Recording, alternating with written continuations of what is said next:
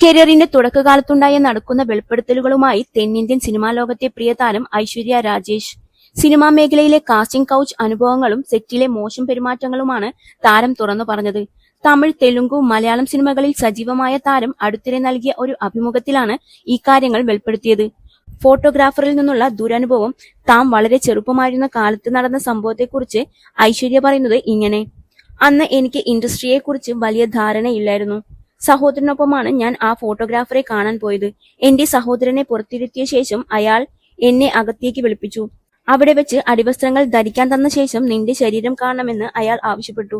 അന്ന് ആ വസ്ത്രം ധരിക്കാൻ തനിക്ക് തന്റെ സഹോദരന്റെ അനുമതി വേണമെന്ന് പറഞ്ഞ് അവിടെ നിന്നും ഒഴിഞ്ഞുമാറുകയായിരുന്നുവെന്ന് താരം പറഞ്ഞു.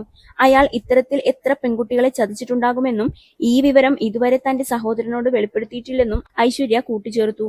മറ്റൊരു സന്ദർഭത്തിൽ ഒരു സംവിധായകൻ തന്നോട് മോശമായി പെരുമാറിയ കാര്യവും താരം പങ്കുവച്ചു. ഷൂട്ടിങ്ങിന് ഏതാനും മിനിറ്റുകൾ വൈകിയെത്തിയതിന് ജൂനിയർ ആർട്ടിസ്റ്റുകളുടെ മുന്നിൽ വെച്ച് അയാൾ തന്നെ പരസ്യമായി ശകാരിച്ചു. മറ്റ് നടിമാരോട് താരതമ്യം ചെയ്തായിരുന്നു അധിക്ഷേപം. ഒരാൾ തെറ്റ് ചെയ്താൽ പോലും പൊതുമധ്യത്തിൽ വെച്ച് അപമാനിക്കുന്നത് ശരിയാണോ എന്ന് ഐശ്വര്യ ചോദിക്കുന്നു. എന്നാൽ തന്നെ അപമാനിച്ച ഫോട്ടോഗ്രാഫറുടെയോ സംവിധായകന്റെയോ പേര് വെളിപ്പെടുത്താൻ താരം തയ്യാറായില്ല.